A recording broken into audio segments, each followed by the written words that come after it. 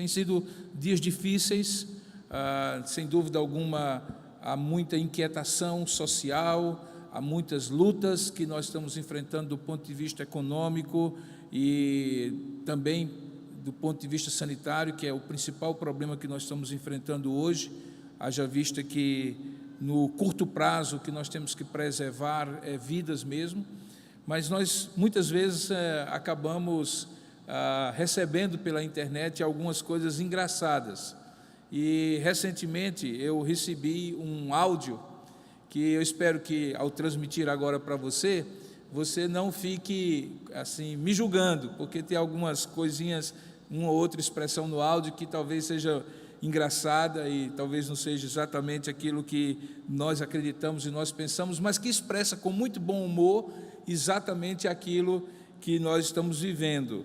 É um áudio simples que nós vamos transmitir agora e que eu gostaria que você prestasse bem atenção enquanto nós colocamos aí na transmissão e você escuta e, de alguma forma, brinca um pouco com essa situação que, por si só, já é tensa. Veja esse áudio aí que transmite, com muito bom humor, um pouco do momento que nós estamos passando. Eu estou ficando louco. Vai trabalhar, fica em casa, morre de vírus, morre de fome, mulher em casa, filho pulando, gato miando, vídeo do biólogo, vídeo do médico, vídeo do empresário, do infectologista, do enfermeiro, povo do zap, do padre, do pastor, do pai de santo, do especialista, do economista, do frentista, do dentista, do adventista, fecha tudo, abre tudo, vai morrer, não vai morrer, vai na janela, pega a panela, bate a panela, canta louvor, faz uma gíria, faz uma rave na escada, vai pro terreiro, joga água sanitária, bate palma pro médico, reza o Pai Nosso, pede ajuda pro santo, pros orixá, palma pros lixeiros, pros enfermeiros, pro pessoal do mercado, da farmácia, pros motoristas, motoboy, caminhoneiro, hashtag Globo Lixo, hashtag Bolsonaro tem razão, hashtag fora Dória, passa álcool gel, passa álcool líquido, bebe um pouco de álcool, usa máscara, não usa máscara, taca a luva, velho na rua, o novo quer ficar na casa. Meu Jesus, quando resolver tudo isso, me avise. Bom, você viu aí que o sujeito realmente está ficando meio confuso.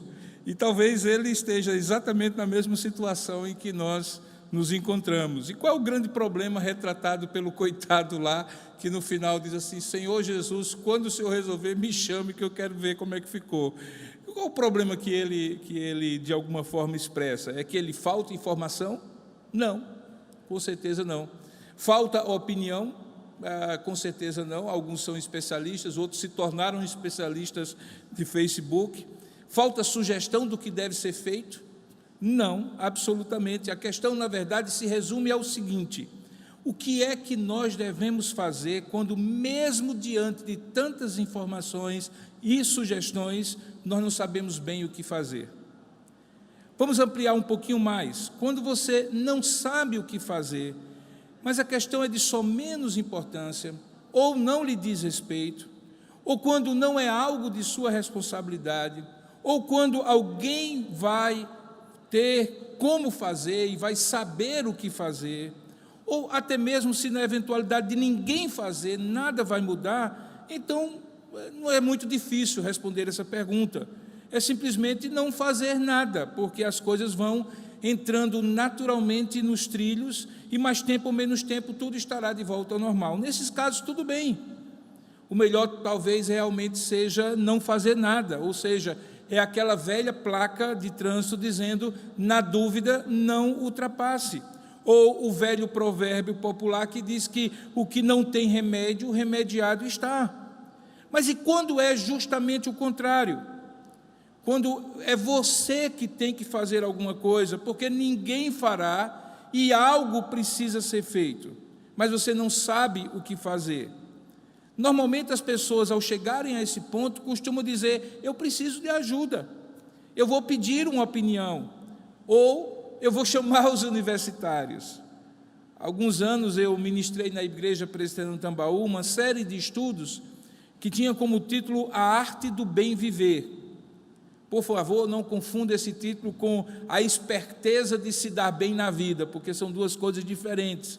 Não é a arte do viver bem, mas é a arte do bem viver. Pois bem, É justamente a arte do bem viver que eu vou tomar como inspiração, como título, para propor o meu tema hoje pela manhã, para que quando você souber que tem que fazer algo, mas não souber o que fazer, você possa aprender a dizer assim: eu preciso de sabedoria, que não é nada mais, nada menos do que justamente aquilo que nos faz capazes de praticar a arte do bem saber, porque a arte do bem viver passa pela arte do bem saber.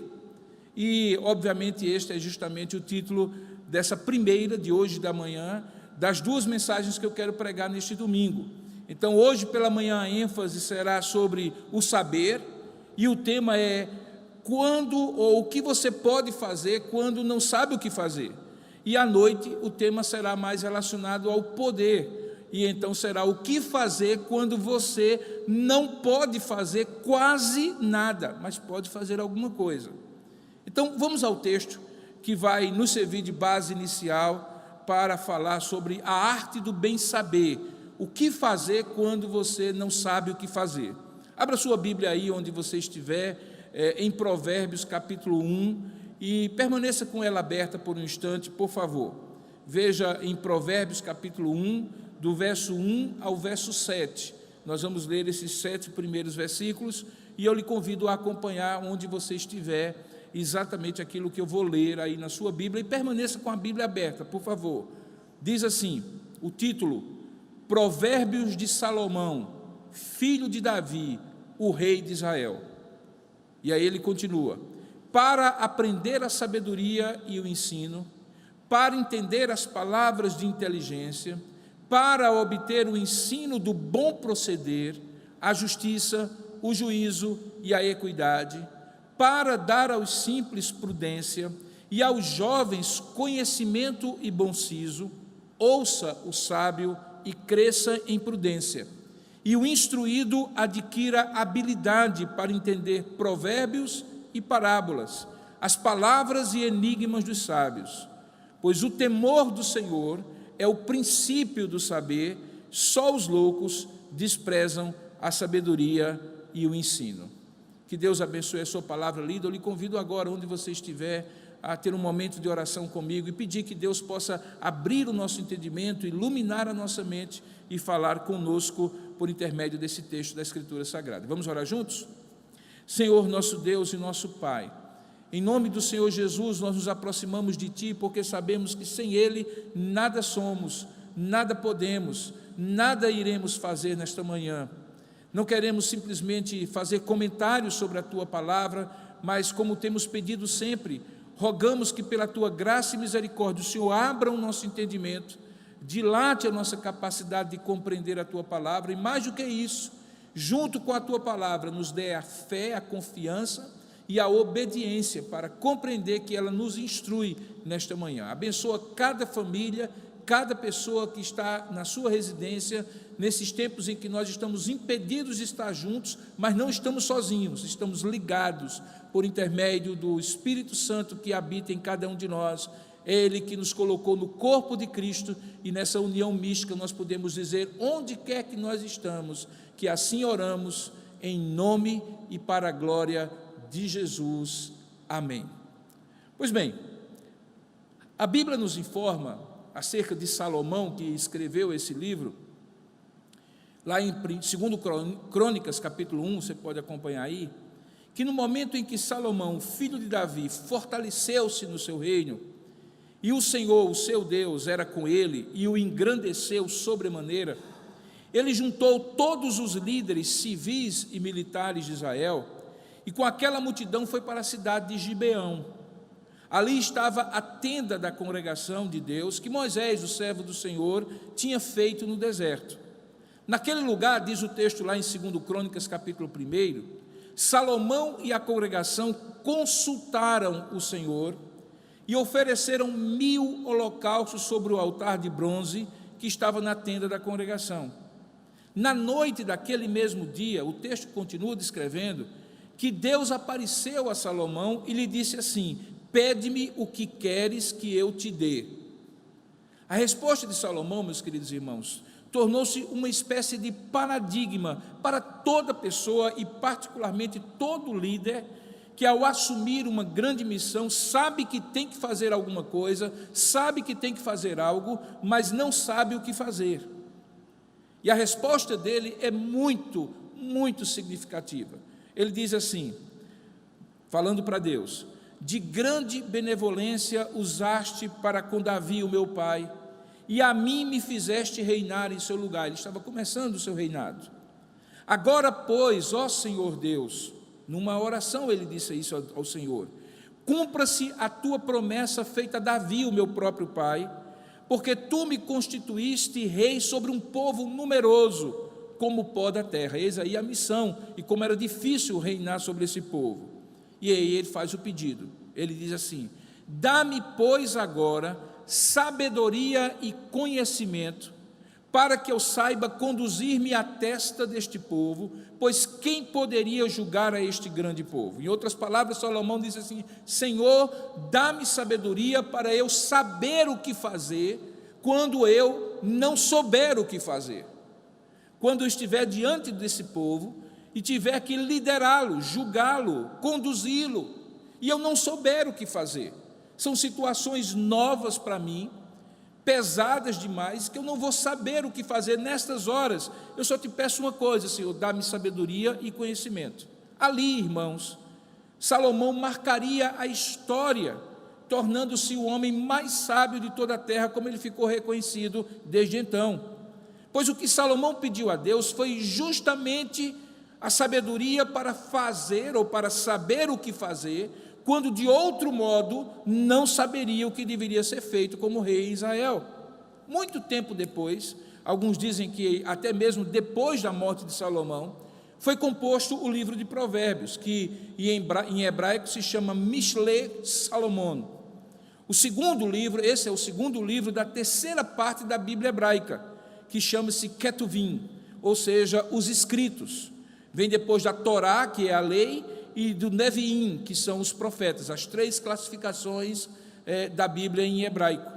Então, quando nós falamos que o livro de Provérbios pode ter sido composto até mesmo depois da morte de Salomão, é porque lá em Provérbios capítulo 25, 1, se diz que foram os homens de Ezequias, rei de Judá, um rei posterior a Salomão, que transcreveram os mais de 3.000 provérbios da autoria de Salomão, conforme é registrado em 1 Reis, capítulo 4, 32. Alguns desses 3.000 provérbios foram então compostos e juntados e compilados por esses homens chamados homens de Ezequias, e o livro de Provérbios então se formou. Esses provérbios, quer tenham sido literalmente anotados pelo próprio Salomão no decorrer de sua vida, ou mantidos vivos e conhecidos por causa da forte tradição oral do povo hebreu, que passava de uma geração para outra com muito rigor, cada palavra, cada acento daquilo que era dito, o fato é que eles foram preservados, e como defendem alguns, até se tornaram frases e expressões ditas e repetidas pelo povo da aliança em seu cotidiano diário. Algo como se, nos dias de hoje, alguém dissesse aqui: como bem disse o rei Salomão, e aí se tornou um ditado popular. Obviamente que o ditado popular de uma cultura que tem Deus como centro, acaba expressando a maneira de Deus ver a vida, a cosmovisão e também as crenças e valores que Deus quer que o seu povo, pelos quais ele viva.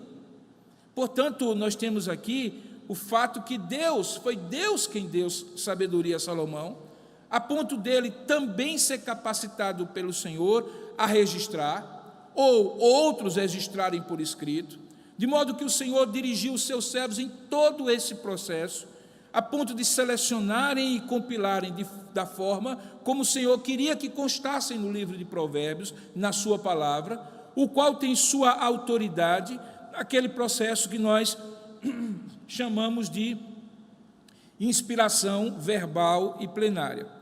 A questão que nos traz ao tema de hoje, quando nos remetemos aos Provérbios de Salomão como um dos nossos textos, e um dos melhores exemplos daquela literatura que nós chamamos de literatura sapiencial, é de que a sabedoria dada por Deus a Salomão no início do seu reinado, e que durou cerca de 40 anos, há pelo menos 30 séculos, pode ser útil hoje para nós.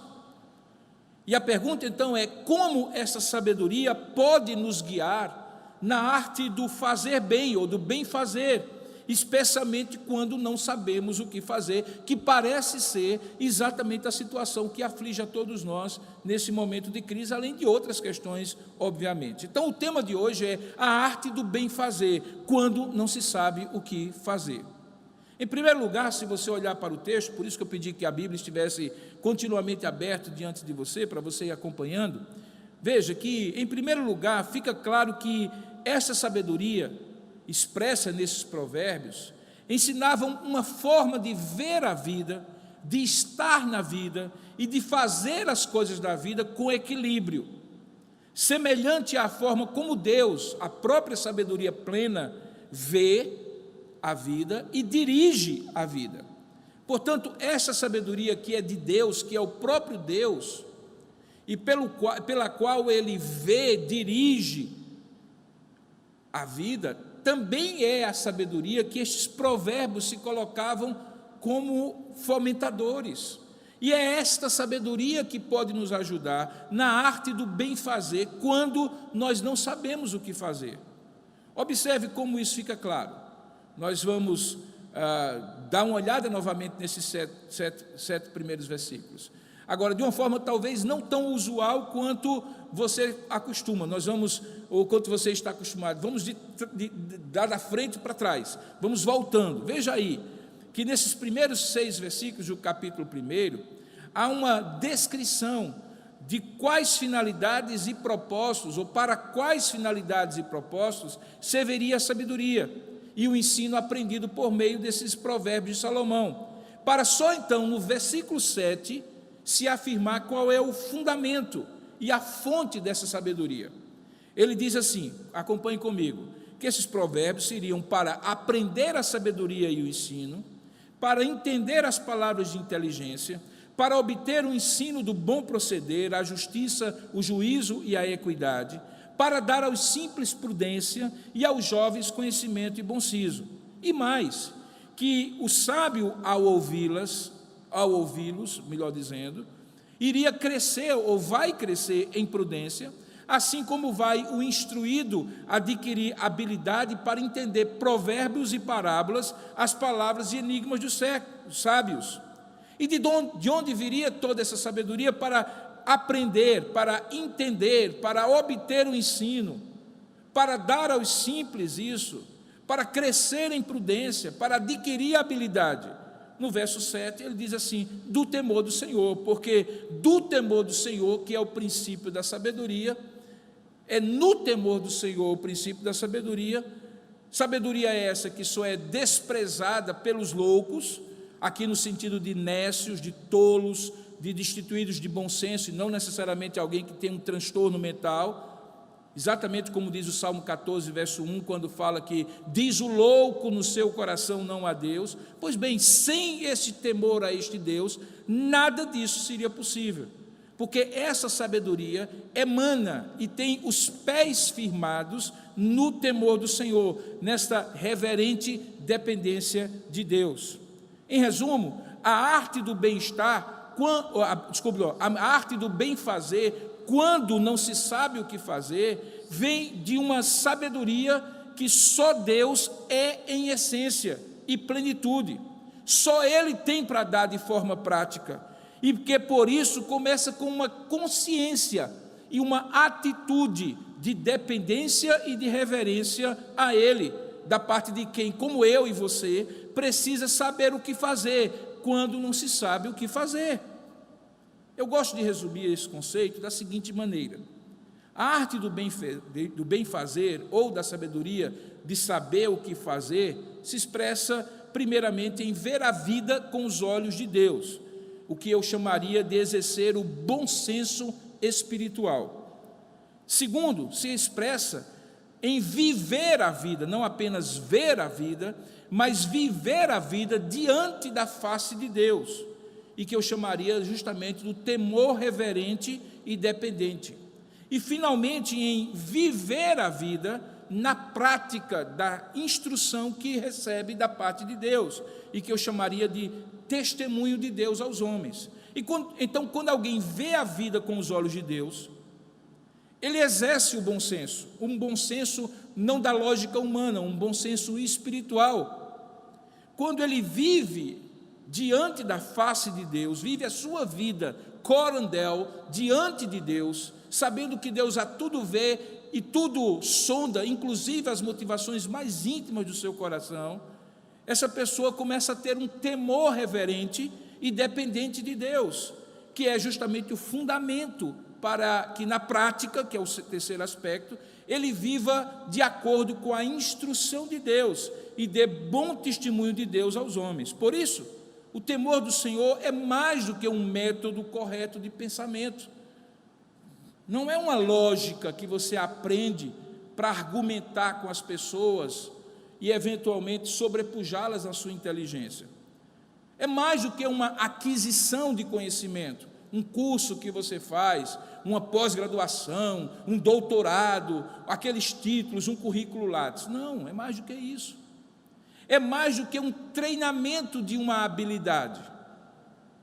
Não é simplesmente ser capaz de fazer coisas, de ser bom em determinados aspectos, em determinadas habilidades.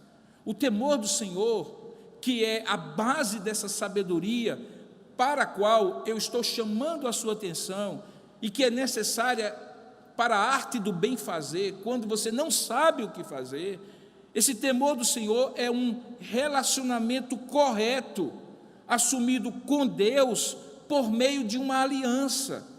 Aliança essa que molda o seu caráter e que habilita a prática de virtudes, ou seja, em resumo, ser sábio é saber viver, porque a Bíblia ensina que até o saber isoladamente ensoberbece, mas o saber como fruto do temor ao Senhor nos ensina a viver, a arte do bem fazer, inclusive quando a gente não sabe o que fazer. Eu lembro dos meus filhos ainda pequenos, talvez eles estejam aí participando da transmissão e vão me dar aquela bronca costumeira: pai, o senhor de novo usou a gente como exemplo, mas é um exemplo bom, no final foi bom. Veja, quando eu me lembro dos meus filhos ainda pequenos, e eu acho que o que eu vou falar, posso dizer que até mesmo nos dias de hoje, isso acontece, porque ainda que eles sejam adultos, e como todos nós sabemos, a diferença de um adulto para um adolescente é que o adolescente suspeita que ele sabe mais do que todo mundo, e o adulto tem certeza, ou melhor, o jovem tem certeza que ele sabe, ou pensa que sabe tudo. Então, os filhos, quando pequenos, eles começam nessa escola de querer saber mais do que todo mundo. Então, quando eu tinha que repetir um ensinamento para eles, pela 10ª vez, a mesma coisa que eu já tinha dito milhares de vezes antes, era comum então eles dizerem assim: painho, a gente já sabe, eu já sei, o senhor já ensinou isso. E então eu dizia assim, e vou repetir para você aqui e para todos: não, você não sabe não. Sabe por quê? Porque você apenas está informado acerca desse ensinamento. E estar informado acerca desse ensinamento não é a mesma coisa de saber aquela lição. Porque eu sei que você já sabe no sentido de estar informado, e que você se lembra do que eu estou ensinando. Mas saber mesmo, você não sabe não, porque se soubesse, você já estaria fazendo, já estaria praticando, já estaria vivendo, porque a verdadeira sabedoria se demonstra na virtude e na prática, não é uma teoria. Sabedoria é quando a gente sabe, e o pouco ou muito que a gente sabe, a gente vive, na prática, e isso muda o caráter. Como eu falei, a Bíblia diz claramente que o temor do Senhor é um relacionamento correto, assumido com Deus por meio de uma aliança, que molda caráter e habilita para a prática de virtudes. Por isso que é fácil dizer assim, que saber de alguma coisa, sobre alguma coisa, não é a mesma coisa de saber, porque a sabedoria se expressa na virtude e na prática. Isso me traz então de volta ao início do texto, porque nós estamos começando do final. Eu estou dizendo que aquela sabedoria da arte do bem fazer tem a sua fonte, o seu fundamento no temor do Senhor. E por isso, por intermédio daqueles provérbios que emanavam aquela sabedoria, que saíam da boca de Salomão, porque ele havia pedido a esse Deus desde o começo, então eles se viam de maneira variada, esse é meu segundo ponto, cumulativa e convergente para aprender a arte do bem fazer. Então, essa sabedoria expressa nesses provérbios ensinavam uma maneira que era variada, de várias formas. Era cumulativa, cada uma contribuía e junto convergiam para se aprender a arte do bem fazer. E o bem fazer era importante quando eles não sabiam o que fazer. Eu vou explicar melhor, e aí eu quero que você volte aos termos usados, porque a sabedoria ensinada pelos provérbios serve para entender as palavras da inteligência, vai guardando, para obter o ensino do bom proceder, a justiça, o juízo e a equidade, e para dar aos simples prudência e aos jovens conhecimento e bom siso, correto? Não é isso que diz aí? Você está lendo na sua Bíblia? Pois bem, uma forma de entender do que é que cada uma dessas formas cumulativas e convergentes se resume é olhar as palavras-chave desse texto. Olha só, no versículo 2 diz que esses provérbios ajudam a entender as palavras de inteligência. O nome disso é instrução. Pode envolver ensinamentos formais, mas cujo maior exemplo que eu tenho aqui na minha mente é o famoso manual de instruções que a gente recebe quando compra um objeto. Quando compra um carro, por exemplo, o manual não serve para explicar o porquê das coisas, o porquê as coisas são do jeito que são, mas serve para explicar como elas podem funcionar da melhor maneira possível. É o famoso como, o how to, ou seja, o manual de instrução ensina como as coisas deveriam funcionar da melhor maneira possível. Nesses dias em que todo mundo virou especialista, é preciso entender que nem toda instrução, nem todo ensinamento formal, nem toda informação é necessariamente útil, porque às vezes é só palpite. Mas aqui nós estamos dizendo que é preciso que essa sabedoria nos ajude a entender as palavras de inteligência, ou seja, é como se a sabedoria fosse os óculos pelas quais eu vou ler aquela instrução. E normalmente no final do manual de instrução tem uma parte que eu acho a mais interessante. Ele vai explicando as peças, como é que elas funcionam, como é que você aperta, como é que você liga, como é que você desliga e assim por diante. Mas tem uma partezinha, uma seção do manual que diz assim, o que fazer quando? E aí tem uma série de opções. Por exemplo, no carro, o que fazer quando a luz do óleo acender e permanecer acesa? Eu imagino que você sabe o que significa isso. Significa que o óleo está baixo, ou está vazando óleo, precisa trocar o óleo.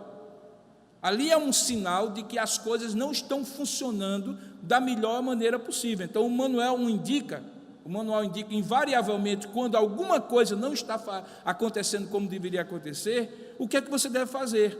Então lá diz assim, que você deve, e essa é a instrução, chamar o guincho e levar para um serviço autorizado, se for uma questão muito séria, não uma troca de óleo, mas uma questão mais séria. E aí isso nos leva ao primeiro ponto. Por quê? Porque o serviço autorizado, nessa minha analogia, é o próprio temor do Senhor, o princípio da sabedoria, porque é o único serviço autorizado na vida. Quando não sabemos fazer algo, mesmo com todas as instruções, o único serviço autorizado é depender de modo reverente do Senhor, o Criador. Os casais cristãos sabem muito bem do que eu estou falando, porque ninguém nasce pronto para casar. Na verdade, ninguém nasce pronto para a vida, não é? Então, muitas vezes, nós precisamos parar e os problemas serem resolvidos simplesmente orando e se dizendo juntos ao Senhor, Senhor, o que fazer?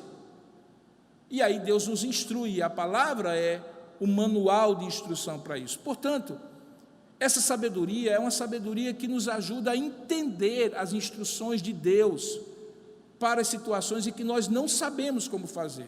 Essa é a razão porque junto do rei sempre havia um profeta. E o que é que o profeta fazia? Adivinhava o futuro? Não necessariamente. O profeta lembrava ao rei como deveriam ser as coisas. De acordo com o quê? De acordo com a lei, com a Torá, de acordo com a experiência do povo de Deus, de acordo com a instrução que o Senhor tinha dado ao povo de Deus. Por isso que junto do rei precisava de um profeta. Junto das decisões de como fazer, quando não se sabe o que fazer, é preciso ter a palavra, a boca de Deus falando para nós. Depois veja, logo seguida no versículo 3, que diz que esses provérbios também serviriam para obter o ensino do bom proceder, a justiça, o juízo e a equidade. Aqui não é instrução, a palavra-chave aqui é ética, porque ética é que nos ensina a proceder bem, com justiça, com equidade. O melhor exemplo, novamente usando de uma metáfora, aqui não é o manual de instruções, é o código de ética que as profissões têm, que as empresas têm, que as instituições têm, o código de ética. E diferentemente do manual de instrução, o código de ética não explica tecnicamente os procedimentos de como fazer, mas o porquê, do ponto de vista moral, se deve fazer algo, ou seja, quais são os valores e virtudes morais que devem nortear as nossas decisões sobre o que é bom ou não, o que é bom ou mal, sobre o que é certo ou errado, o que é bonito ou feio, não em relação a nós, mas principalmente em relação aos outros. Então, qualquer pessoa observadora já concluiu que inteligência não é sinônimo de virtude e de ética. Na verdade, uma pessoa muito inteligente, mas que não tem a ética nem virtude, é um perigo. É pior do que o ignorante, porque ele tem maneiras de convencer os outros de que aquilo que é errado se torne certo, ou vice-versa. Formação acadêmica também não é sinônimo de virtude ou de ética. Na verdade, nos dias de hoje, no império das deusas, razão e inteligência, a virtude muitas vezes tem sido a primeira a ser oferecida como sacrifício no altar, porque é sempre possível argumentar do ponto de vista lógico, por exemplo, que 5.000 vidas perdidas não são importantes hoje, diante dos prejuízos econômicos que poderão afetar amanhã a milhares de empresas e países, consequentemente trazendo um prejuízo ainda melhor. A lógica é, não, 5.000 vidas. E aí a gente vê, do ponto de vista ético, o momento em que a gente está vivendo, em que o utilitarismo, o relativismo, a eugenia, a eutanásia, o aborto, a guerra supostamente justa, os fins que supostamente justificam os meios e tantas outras aberrações éticas serem defendidas com a maior inteligência possível. Porque sempre é possível sustentar em boas e quase insuperáveis argumentações lógicas as coisas mais desvirtuadas do ponto de vista ético. Mas os provérbios servem para, entre outras coisas, nos ensinar o bom proceder, a justiça, o juízo e a equidade.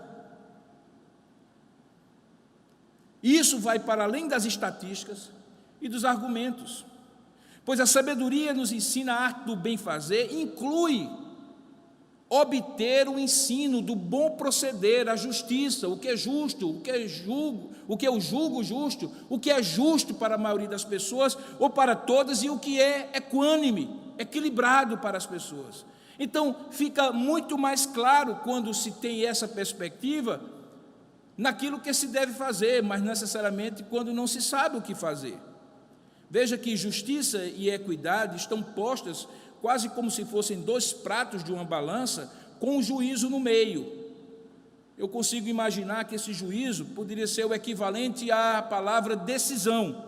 Então, como equilibrar o que é justo e o que seria equânime, equitativo, quando se tem que tomar uma decisão? Quando a razão e a ética se chocam.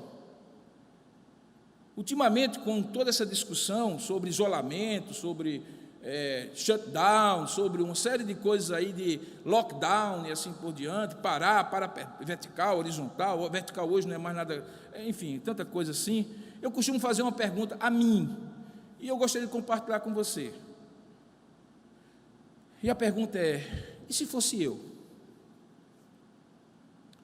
Se fosse o seu filho, sua filha, se fosse seu esposo, sua esposa, se fosse seu pai, sua mãe, você argumentaria com tanta inteligência assim, com seus nomes e os seus números e as suas estatísticas frias, e para usar a expressão que já foi usada, você faria isso, cara pálida? E se nessa questão, que está se chamando capciosamente de guerra, com um claro objetivo de relativizar a questão, porque afinal de contas, se realmente fosse uma guerra, na guerra vale tudo, se mata, se morre. Então me responda, se fosse você o velho que vai morrer, não valeria a pena que seu filho encarasse o prejuízo financeiro da empresa, o desfazer-se do único patrimônio da sofrida classe média para não perder a vida de quem se ama? Não seria o caso, se fosse você, não um número, não uma pessoa desconhecida, um CPF apenas, mas se fosse você, não seria o caso de apertar ainda mais o cinto do autônomo e até chegar ao ponto de depender da caridade dos outros para não passar fome, mas salvar a vida de alguém? Por que só vale para os seus? E fica difícil decidir, se fosse eu, se fosse meu pai, se fosse minha mãe, eu faria tudo para salvar a vida. Mas é tão fácil dizer que isso não vale para os demais. Será que é porque nós vivemos hoje não obtendo o ensino do bom proceder, e ao invés disso, vivemos o provérbio do suprassumo do egoísmo, que é cada um por si e Deus por todos, se é que ele se importará com os outros, pelo menos um grama a mais do que eu me importo? Sabe, irmãos, é justamente quando decisões difíceis, inclusive por razões éticas, eu não estou aqui minimizando, nem simplificando de maneira simplória a questão, existem questões sérias mesmo, éticas, mas existe também uma hierarquia de valores, diferentemente do que alguém disse recentemente, que a vida não tem um valor infinito, ela não tem um valor infinito em relação a Deus, que é o único absoluto na nossa vida, porque inclusive é isso que a Bíblia diz, que a graça do Senhor é melhor do que a própria vida. Mas da vida para baixo, ela é o maior bem que nós temos, porque sem vida não há nada.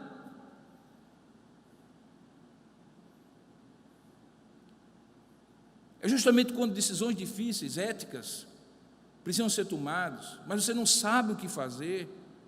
Novamente, como é o caso do manual de instruções, volte para a autorizada e pergunte a quem lhe criou o que é que ele faria no seu lugar, de acordo com ética, com o código de ética que ele nos deixou, aquilo que nós costumamos chamar de nossa regra de fé e de prática.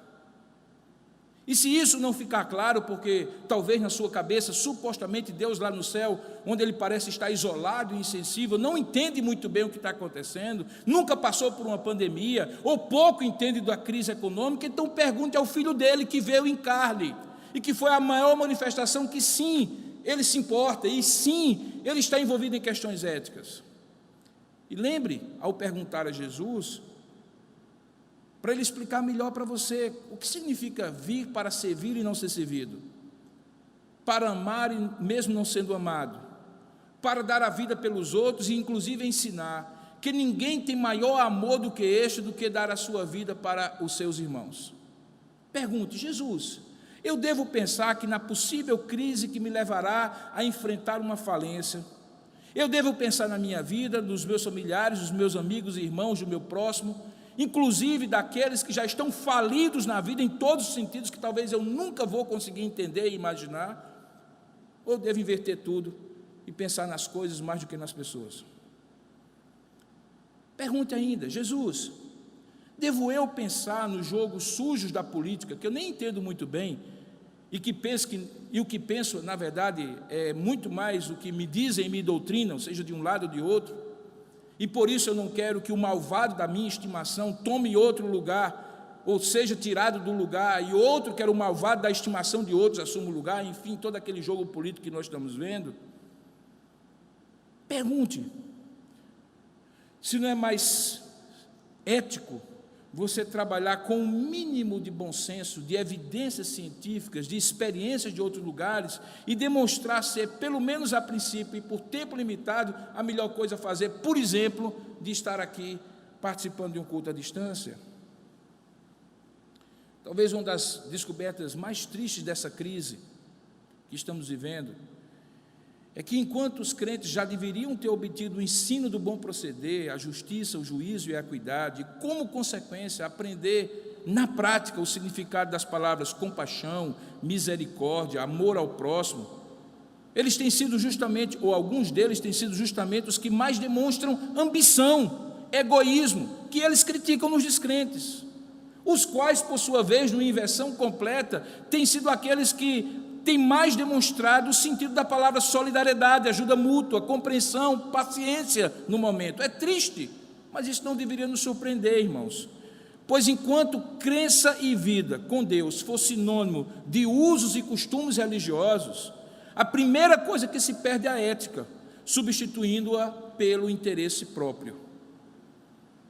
Finalmente, logo a seguir, diz que os provérbios são úteis para dar aos inexperientes, veja o verso 4, prudência e bom senso, que é o que a gente chama de experiência de vida, e que anda de mãos dadas com aquilo que eu chamo de amadurecimento crítico.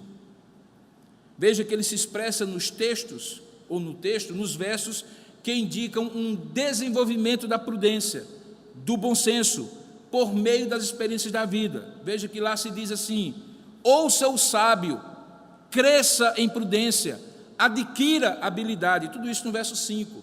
São atitudes ou decisões que os provérbios fomentam para que alguém possa ter a experiência de amadurecer, de se desenvolver dentro de uma capacidade de crítica com a vida e com os outros, mas não crítica devastadora, crítica de analisar os fatos. Talvez o maior exemplo, eu falei de manual da instrução, quando eu falei de instrução, eu falei de código de ética, quando eu falei de ética. Aqui eu gostaria de usar a biografia, uma biografia como exemplo. Uma biografia escrita, por exemplo, por alguém já muito bem vivido e experimentado na vida. Numa biografia assim, há várias aí para você ler, é possível perceber que as ingenuidades e impulsividades da juventude, que pareciam ramos de uma árvore forte e impetuosa, que crescem contra o vento e sobem rapidamente, formando uma copa, vigor, impulsividade, energia, depois vão sendo substituídas pelas flores, pelos frutos da maturidade, muito menos vigorosos, é verdade, mas muito mais belos e doces. O nome disso chama maturidade. Como tudo na vida, irmãos, certamente há um tempo para crescer e fazer algumas bobagens na vida. Acreditem vocês, eu já pulei de ponte em rio que eu não conhecia, eu já atravessei açude sozinho, eu já namorei dentro de carro em plena madrugada, eu já pulei quintal para roubar manga e goiaba no quintal do vizinho, se equilibrando em muros cheios de pregos, eu já acelerei carro até o ponteiro colar, e outras tantas coisas, que se um dia eu escrever minha biografia, eu nem sei se eu contarei tudo, imagino que você também não contaria. É justamente isso que o sábio Salomão admite ser a descrição dos arroubos da juventude, ao dizer, por exemplo, em Eclesiastes capítulo 11, alegra-te, jovem, na tua juventude, recreia-se o teu coração nos dias da tua mocidade, anda pelos caminhos que satisfazem o teu coração e agradam aos teus olhos. Mas veja como ele adverte que a maturidade precisa também chegar. Ele diz assim: sabe, porém, que de todas essas coisas Deus te pedirá conta. Afasta, pois, do teu coração o desgosto e remove da tua carne a dor, porque a juventude e a primavera da vida são vaidade, passam, são vazias. O caminho é o caminho da maturidade, e a sabedoria da arte do bem fazer passa por fazer bem quanto mais se é maduro e experiente na vida. A maturidade ensina a prudência e o bom senso. E da mesma forma como seria uma tolice alguém aos 20 anos de idade escrever uma biografia dizendo assim: o que a vida me ensinou e você precisa aprender, caro leitor. Também seria muito estranho que alguém quase aos 55 anos como eu, ou gente até muito mais experiente que está me assistindo, não tivesse nada para ensinar àqueles que o texto chama de inexperientes, ou em outra tradução, jovens. É preciso ouvir os mais experientes cantarem: esses moços, pobres moços, ah, se soubessem o que eu sei. Eu me lembro, sabe, irmãos, como se fosse hoje, quando eu estava terminando meu mestrado em psicologia, eu tinha 40 anos mais ou menos, eu era casado já, pai de 3 filhos, havia uma classe de jovens e colegas bem mais jovens, e aí uma professora que não gostava muito das minhas opiniões mais assertivas, especialmente sobre fé e sobre ética, quis me expor diante da turma com a seguinte expressão: Robson, você é alguém de muitas certezas. O tom de voz dela dizia claramente assim: você é muito besta de achar que pode ter certezas na vida, você é um homem de muitas certezas. E aí eu respondi: professora, se alguém com 40 anos de idade não tiver algumas poucas certezas na vida para sustentar e direcionar suas decisões, então essa pessoa não pode ser chamada de adulta, não é? Ele será sempre um eterno adolescente. Só que adolescente eu comecei a deixar de ser quando eu saí de casa aos 16 anos de idade. E hoje sou eu que tenho 2 adolescentes em casa, que eram os meus 2 filhos mais velhos, para criar. Portanto, sim, meus irmãos, com o passar do tempo, a experiência se acumula na forma de maturidade que nos dá uma capacidade de analisar criticamente. E os provérbios e a sabedoria de Deus nos ensinam a essas pessoas maduras ouvir, e ouvir porque a maturidade da vida ajuda a nos ensinar, a partir de alguém que já fez em algum momento o certo e o errado, e tem como nos ajudar a saber o que fazer quando não se sabe o que fazer. Significa que mais idade é sinônimo de mais maturidade? Não. O que eu tenho visto hoje no Brasil é muita gente que deveria ter a maturidade, seja pela função que exerce, seja pela idade que tem, mas fica fazendo briguinha, causando nas redes sociais ou na vida real por qualquer coisa. Sabe por quê, irmãos? Porque do mesmo jeito que tem fruta que apodrece no pé da árvore sem nunca amadurecer, tem gente que pode ter cabelo branco e idade suficiente para ser prudente e exercer o bom senso, mas também vai apodrecer e nunca aprenderá a ser uma pessoa madura, prudente e de bom senso. E eu quero lhe dizer, na crise piora. Parece que quando o sujeito é apertado e não sabe o que fazer quando tem que fazer, aí ele saca da cabeça dele, sabe-se lá de onde, algumas ideias e algumas posições, algumas atitudes que são infantis, como se nunca tivesse passado por outras crises na vida com a idade que tem. Fossem elas, ou sejam elas semelhantes ou não com aquilo que está vivendo. É como se a pessoa esquecesse que a Bíblia diz: fui jovem e agora sou velho, mas jamais vi o justo desamparado, nem a sua descendência mendigar o pão. Ou se esquecesse que o próprio Provérbios, que o próprio Salomão, no livro de Eclesiastes, capítulo 3, diz que tudo tem o seu tempo determinado, que há tempo para todo propósito debaixo do céu. Por isso há tempo de nascer e tempo de morrer, tempo de plantar e tempo de arrancar o que se plantou, tempo de matar e tempo de curar, tempo de derribar e tempo de edificar, tempo de chorar, tempo de rir, tempo de prantear e tempo de saltar de alegria, tempo de espalhar pedra, tempo de juntar pedra, tempo de abraçar, tempo de afastar-se, tempo de buscar, tempo de perder, tempo de guardar, tempo de jogar fora, tempo de rasgar, tempo de costurar, tempo de estar calado e tempo de falar, tempo de amar e tempo de aborrecer, tempo de guerra e tempo de paz. A maturidade ensina que tudo que não é para sempre é suportável, porque há um tempo para acabar. E diz mais, que tudo quanto Deus faz durará eternamente, e nada se lhe pode acrescentar, e nada pode se tirar. E isso faz Deus com um propósito, é para que os homens temam diante dele. Deus não dá a resposta para que você saiba que a resposta só vem dele, pois o que é já foi, o que há de ser também foi, e Deus fará renovar-se, e tudo o que já passou. Portanto, é preciso ouvir, crescer em prudência. adquirir habilidades, até mesmo para entender hoje, depois de tanto tempo, o que não se entendia quando era mais jovem. E se mesmo já perto da morte ainda houver algo a aprender, e certamente haverá, é bom não esquecer a preciosa lição de que tudo fez Deus formoso no seu devido tempo e também pôs a eternidade no coração do homem sem que este possa descobrir as obras de Deus que Deus fez desde o princípio até o fim. Ou seja, há coisas que jamais saberemos aqui na terra, porque assim Deus decretou que só seriam reveladas no céu. Então, chegando à conclusão do meu sermão,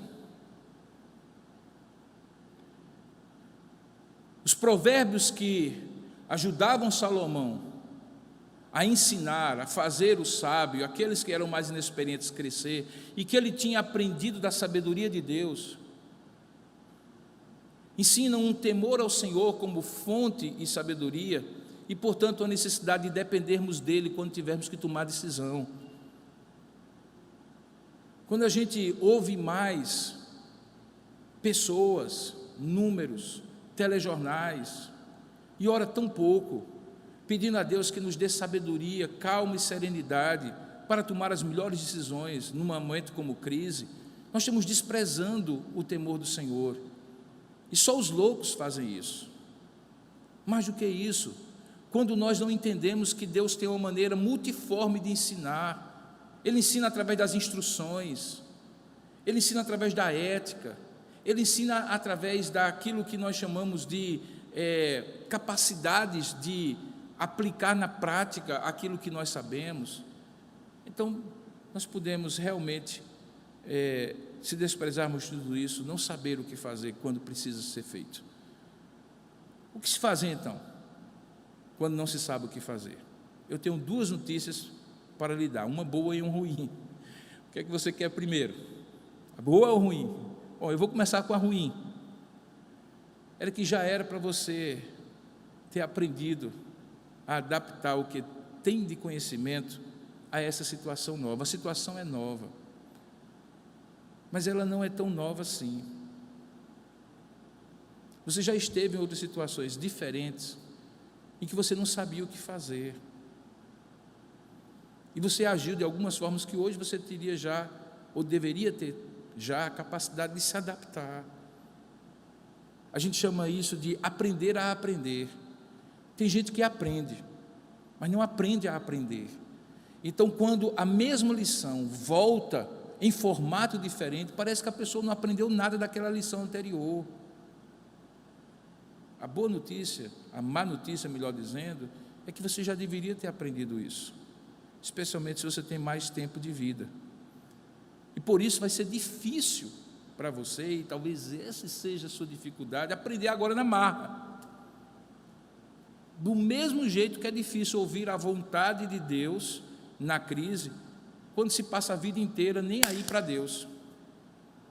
Mas há um aspecto bom, e essa é a boa notícia, é que nunca se aprende tanto como se aprende quando se tem que aprender.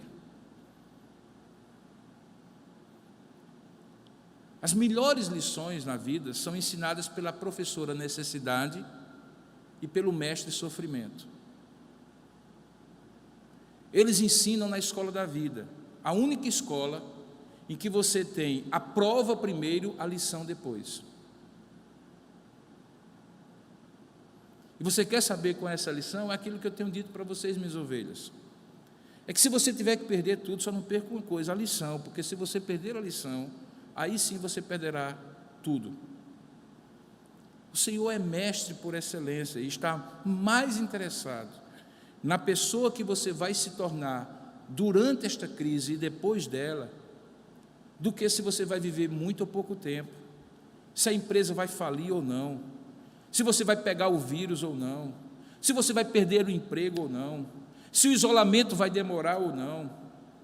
Ele vai estar com você na lição diária de que basta ao dia o seu próprio cuidado, que você vale mais do que as aves dos céus e os lírios do campo, e que o seu Pai celeste sabe do que você necessita, antes mesmo de sair da sua boca a sua oração. Então, que Deus o abençoe com a arte do bem-fazer. O bem-fazer tem a ver com saber fazer, quando aparentemente não se sabe o que tem que ser feito. E isso vem de Deus. E quanto mais você for um homem e uma mulher temente a Deus, reverente a Deus, que aprenda as instruções da vida, tenha um viver ético, correto e cristalino, e você possa amadurecer em todo esse processo, para que você tenha prudência e bom senso, quanto mais isso acontecer, mais abençoado você será. Hoje à noite, eu vou falar sobre um segundo aspecto dessa mesma questão.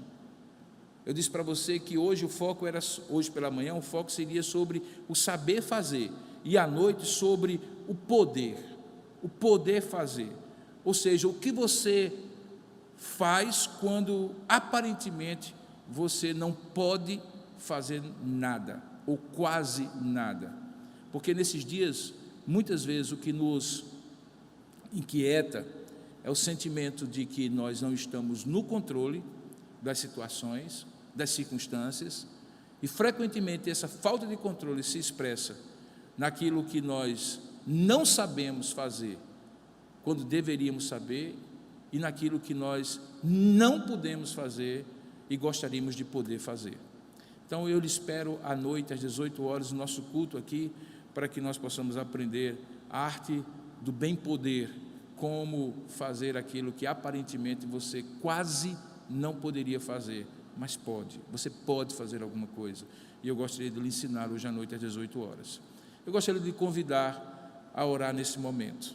Eu sei que é desafiador ouvir essa palavra e aplicar à própria vida, porque o contexto de cada um é muito diferente.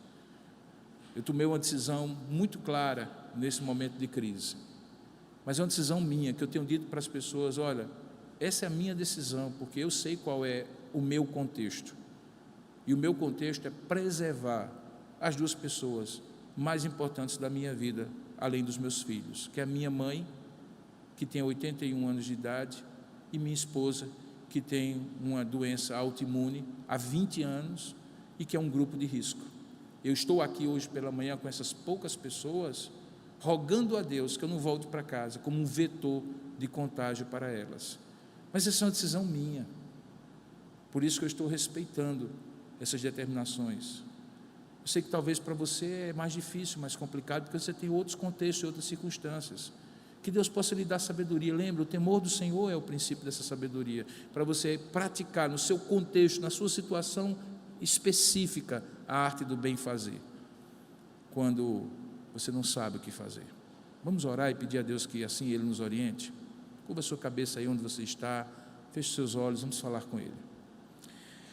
Senhor, nosso Deus e nosso Pai, nós queremos rogar a Tua misericórdia sobre nós, nesta manhã, quando ouvimos a Tua palavra, que o Senhor nos dê a capacidade, o discernimento espiritual, de saber o que fazer, de acordo com o temor do Senhor, que é o princípio dessa sabedoria, com a instrução, com a ética, com a maturidade que o Senhor vai nos ensinando e nos capacitando. Ajuda cada filho e filha Tua, cada família que me ouviu nessa mensagem, ou que vai me ouvir, a aplicar isso de maneira prática, porque o Senhor conduz aquele que teme ao Senhor. A Tua palavra diz que aquele que teme ao Senhor, o Senhor o conduzirá na direção do bom proceder.